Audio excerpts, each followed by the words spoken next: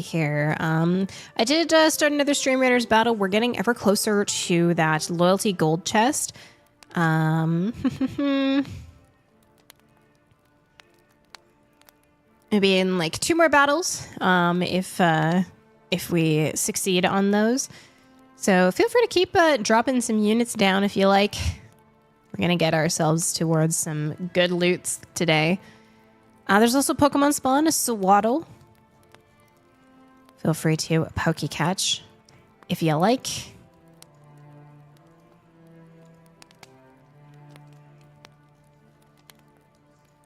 Help me keep my Cola Koala safe.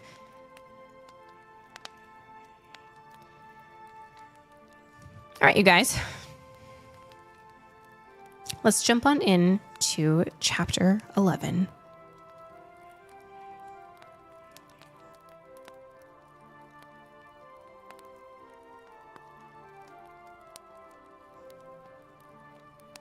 Estelle was sitting on the sofa. She had 3 dolls in her lap. Oh, God, Eve growled, but Sophia could hear the relief in her friend's voice. That was an absolutely stupid joke, she exclaimed as she charged in the room towards Estelle. And then she stopped short, dropping to her knees with her hand over her mouth. Sophia and Winna rushed in to help Eve, but ended up freezing in horror beside her. Estelle's eyes were wide open, but her head lolled slightly to one side.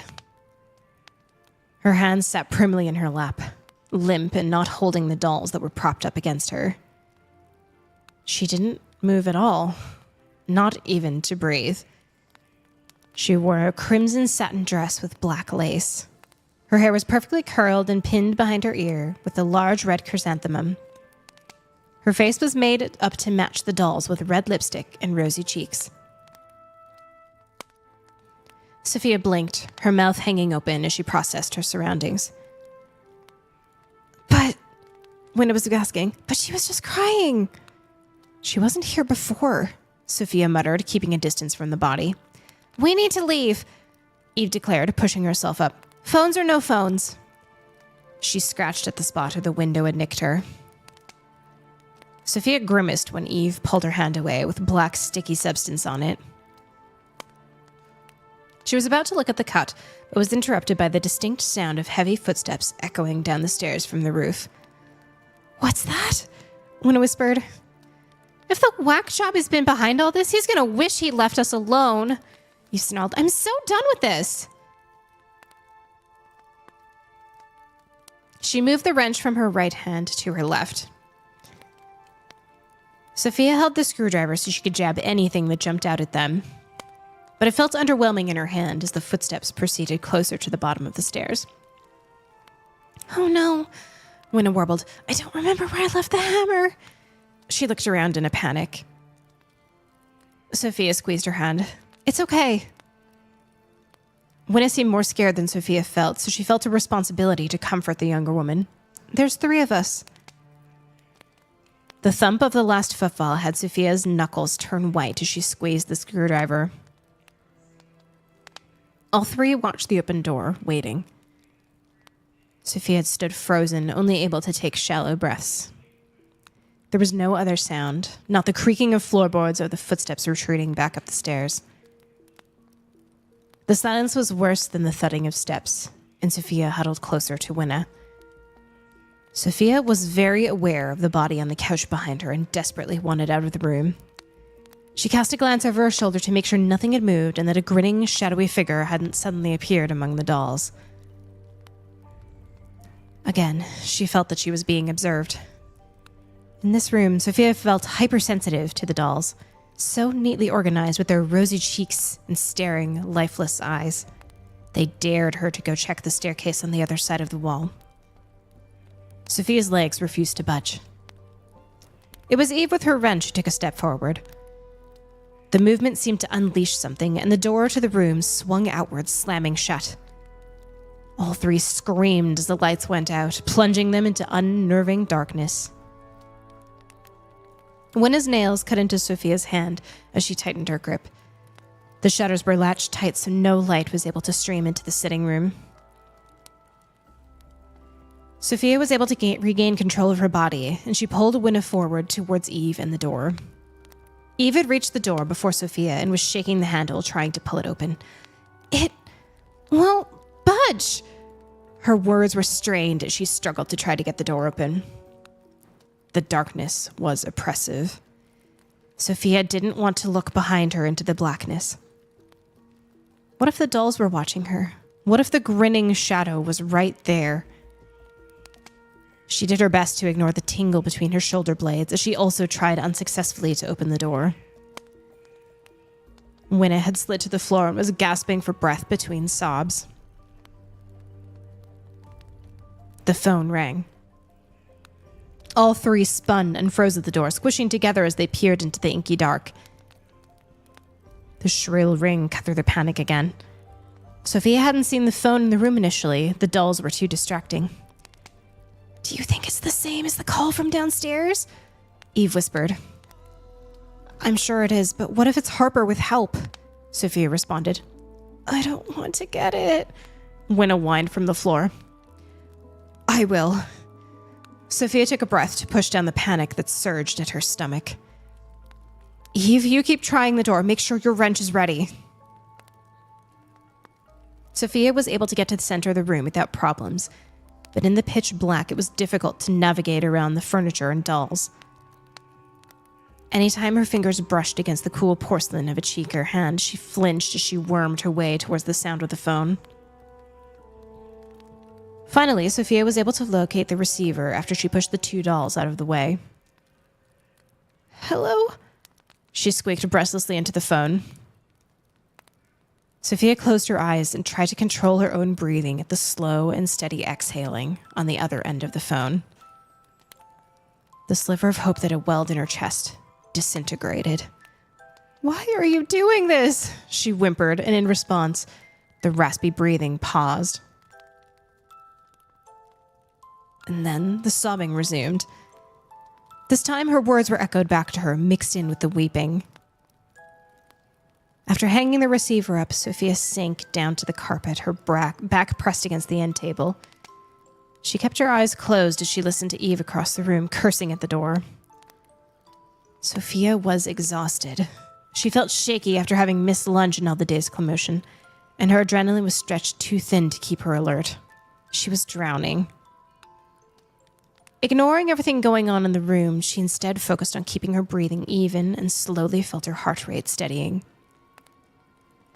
Eve was still pounding on the door when the lights flickered back to life and brightened as they heated up. Nobody had moved in the room. The dolls were as they had been, except for the ones Sophia had moved to get to the phone. The door swung wildly inward as Eve heaved at it, smashing against and puncturing the drywall. Eve fell backwards, unable to brace herself for the lack of resistance.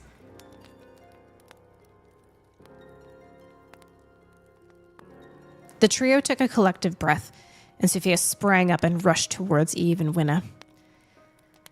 Come on, she panted as she pulled Eve to her feet. I can't be in here any longer.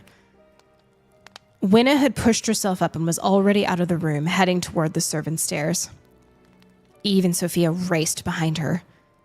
There was no one in the corridor, but Sophia still felt like she was being chased. They hustled down the narrow servants' staircase, more focused on getting to the ballroom and out onto the terrace than their initial fear of the dark and claustrophobic passage.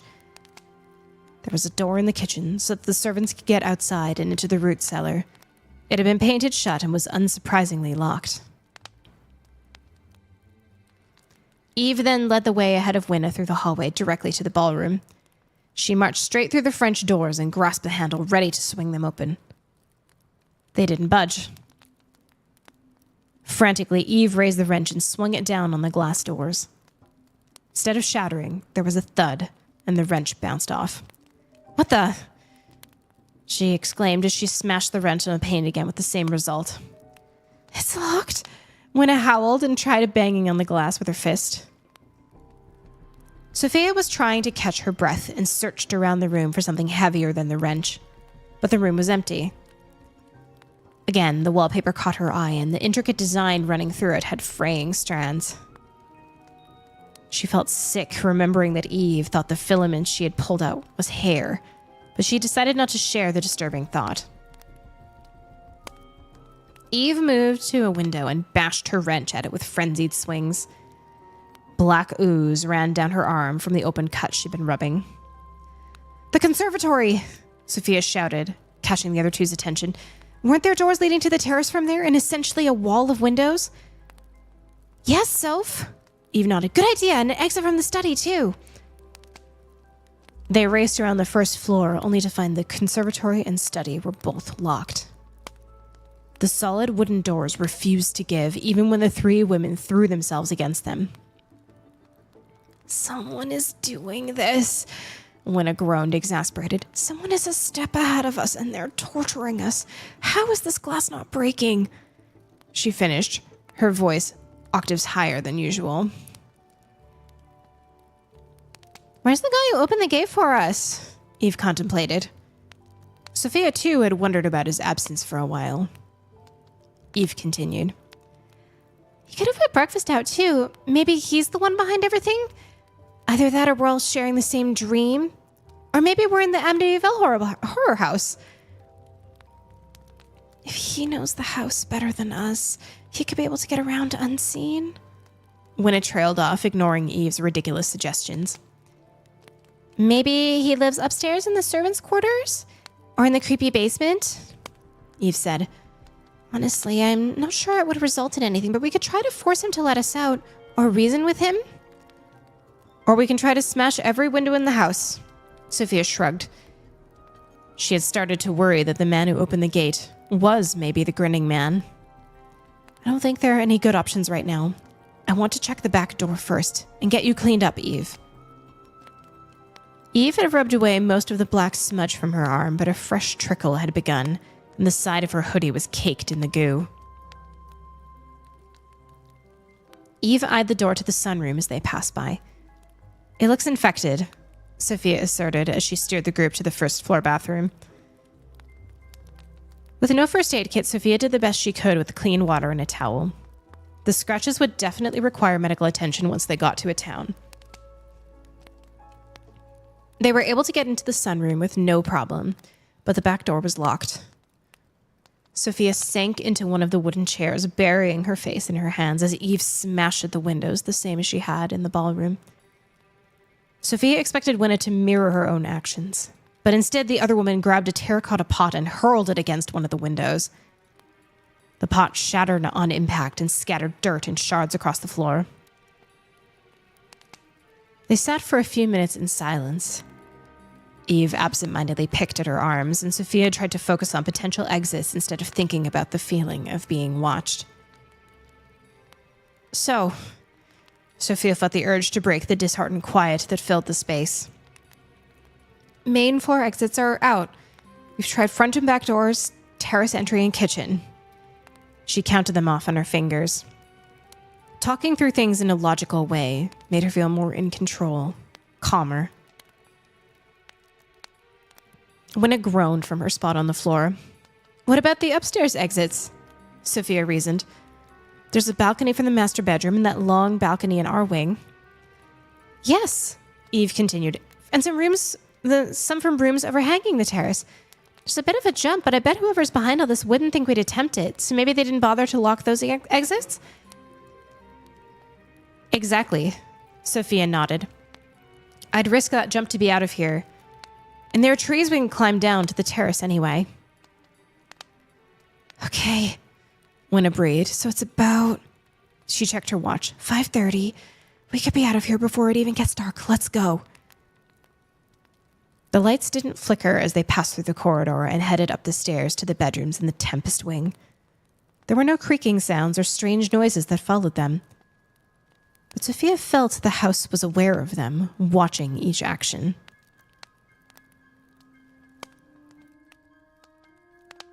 The doorknob was oddly cold when Sophia grabbed it and pushed open the door. Nothing was different with the furniture in the room from what she remembered, but it was like walking into a freezer. There was a high-pitched tone that persisted, making her ears ring. She shivered and hugged herself as she crossed the room and threw back the draperies that covered the balcony door. The noise started to become unbearable as Sophia struggled to focus on even keeping her eyes open.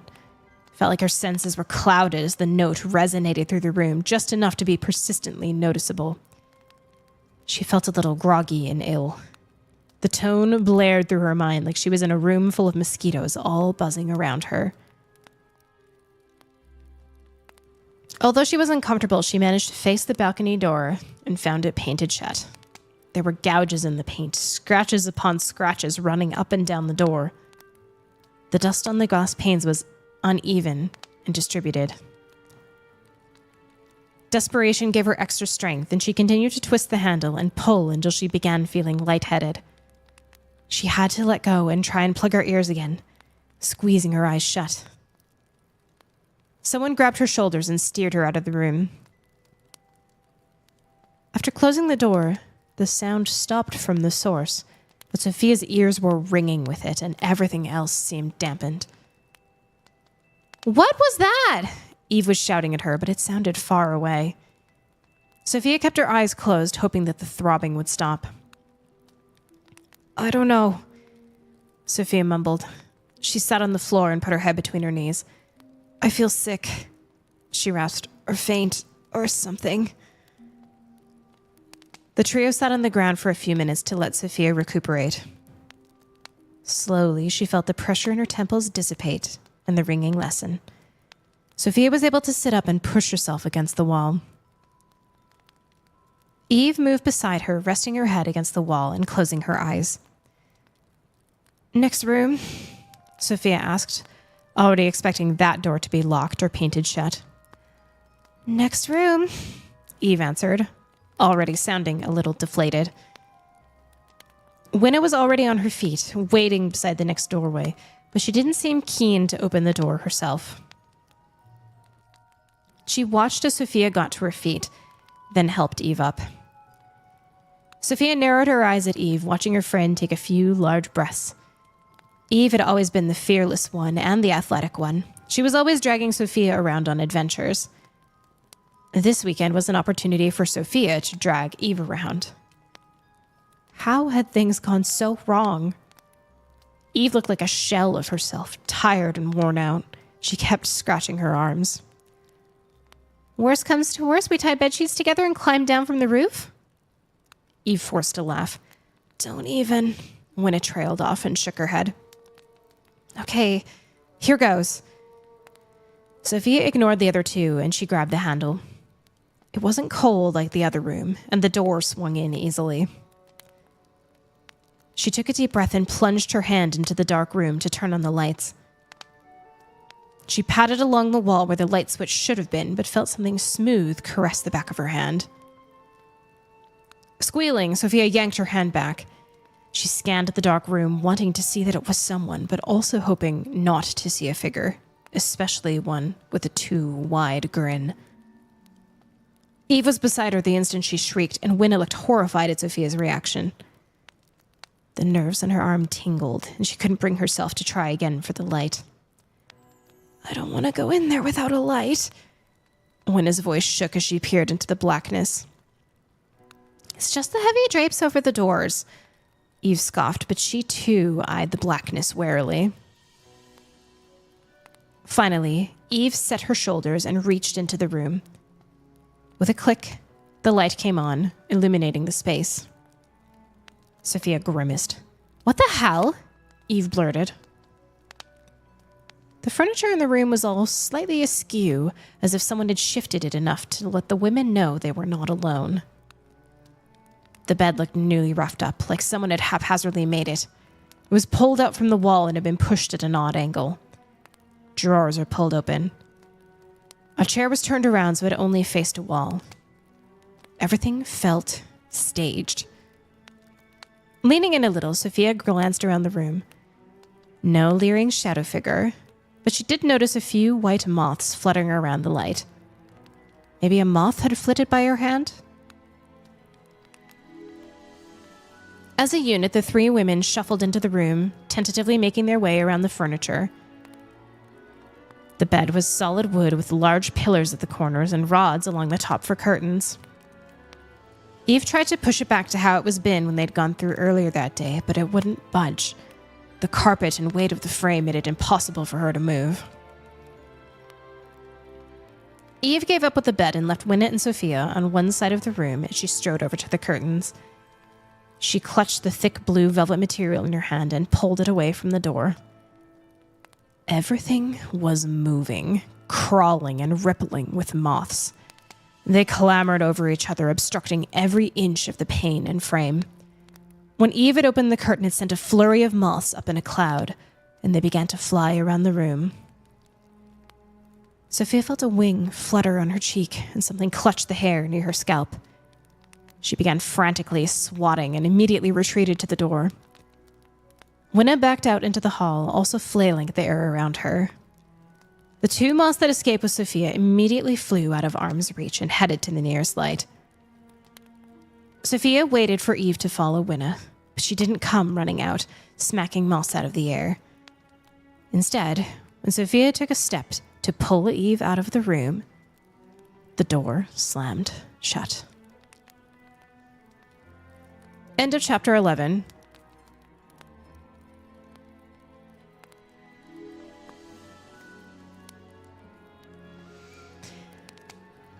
Oh no. We keep splitting the party further and further.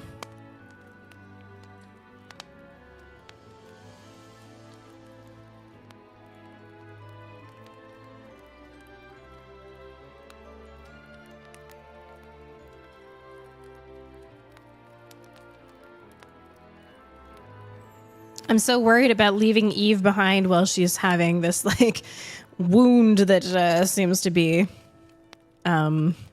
changing and morphing in certain ways. The next few chapters are, pretty quickie ones here.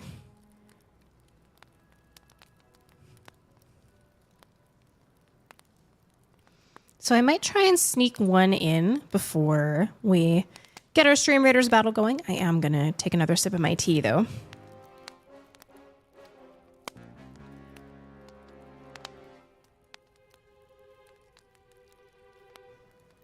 All right.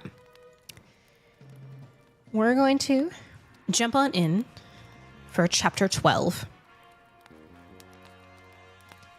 Eve immediately began to scream from inside the room, and Sophia grabbed the handle to throw open the door. The handle was stuck and wouldn't turn. "Let me out! Let me out!" Eve's strange shrieks across the door were muffled by the heavy wood.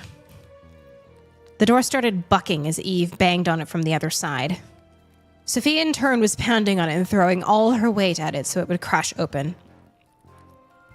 "Oh, God, Sophia!" Eve sobbed, smashing against the door. "Get me out of here!" "I'm trying," Sophia called back, repeating it over like a mantra. Winna was throwing herself against the door, too, trying to use their combined weight to break the hinges. "Sophia!" Eve wailed, fear lacing her words. "The lights just went off. The switch doesn't work. Don't leave me here." "Eve!" Sophia imagined the moths in a flurry buzzing around the room, the brush of their wings being even worse in the dark. And then Eve's tone took on a more frenzied note. "Sophia, God, please hurry. I think there's something else in here. I heard something move." Sophia's arm was getting sore and her body was tiring, but Eve's mention of someone in the room amped her adrenaline, and she began trying to break the door down with renewed energy. "My hammer!" Winna gasped. "I remember where I had it last. I must have left it when we went to answer the phone. I can help break off the doorknob." "Yes," Sophia agreed. "Go get it." Winna's eyes got large as if the demand caught her off guard. She gulped. "Not by myself. I don't want to go alone." Sophia almost snapped at the younger woman, but was too tired to argue. "Fine, we'll run down together." It would be quicker than trying to convince Winna. She turned and called into the door. "Eve, we'll be right back. We're going to get you out. Don't worry." She turned and rounded the corner, sprinting down the hallway toward the main foyer stairs. She didn't bother to check if Winna was behind her. Her mind was swimming with Eve's frightened pleas from the other side of the door. She flew down the stairs, her hand running along the polished banisters to stabilize her descent. Doors opened with no resistance, and then she was in the sitting room, hectically looking around for the hammer Winna had left behind. Winna ran in behind her, panting and scanning the room. "It was right there," she explained between breaths, pointing.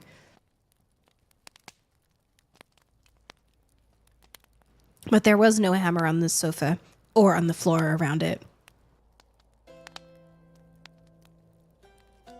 Sophia stopped in the middle of the room, raising her hands to her temples. She was frozen. How could she help Eve? How could she leave Eve? What could she use instead of a hammer? How was standing in one spot helping? "Oh, how'd it get up there?" Winna interrupted Sophia's thoughts, crossing the room and grabbing the hammer from the mantel above the fireplace. "Let's go." Sophia looked back and forth from where Winna had been to the fireplace, frowning. "Sophia," Winna urged her from the doorway. "Let's go." Sophia snapped to attention, and she gave a quick nod as she followed Winna out the room and back the way they'd come. Winna gripped the hammer like she was ready to smash whatever got in her way, and Sophia was gaining on her. They rounded the corner and staggered to a stop, staring blankly. Both took a moment to process the wide-open door to bedroom number 13. Moths still fluttered in clumps through the air, but most had settled back on the window or the light, which was on. The bed and the other furniture were all back in their original places. "Eve?" Sophia called from the doorway. When she got no response, she took a few tentative steps into the room. No one was in the room. Sophia called Eve's name a few more times, checking as many places as she could in the room. It was like Eve had never been in there. Winna stood in the doorway, concern furrowing her brows. She blocked Sophia from leaving, pointing out scratches in the doorframe. Fingernails. And there were smears of black in the crease they left. "Eve!" Sophia gasped. "How could we leave her? Oh my God, it's my fault. I signed us up." Winna grabbed Sophia by the shoulders, giving her a quick shake as she sharply punctuated her words and hissed, "Stop it! You didn't know! Sophia, we need to get out to get help. That way we can get someone here to help before we find Eve like Noah or Eli." Winna emphasized the last words. Sophia squeezed her eyes shut. Milky, dead eyes. Eli. And then there was Noah with no eyes left. And Estelle with doll's eyes. She took a deep breath, and a whimper escaped before she took another shaky breath. It wouldn't help Eve to panic. "We'll find a way out," she said. "We escape. We survive," Winna responded. "Okay," Sophia sniffled. She nodded and steadied her nerves. She wasn't planning on leaving Eve alone. Winna's priority was escaping, not making sure Eve got out. Sophia planned on finding Eve before anything happened to her. She just couldn't tell Winna. "So," she said, looking down the hallway. "Master balcony and the Willowing balcony." "Yes," Winna agreed, "and I have my hammer now." The groan of hardwood came from around the corner, and Sophia stuck her head around to look for Eve. It wasn't her friend, but there was someone there. A figure stood just in front of the double doors leading into the foyer. It was masked in the shadows that danced from the sconces along the walls. Its head tilted in a jagged, unnatural way, honing in on Sophia, as she pulled back with a gasp. "What is it?" Winna asked sharply, immediately as jumpy as Sophia. "I don't know,"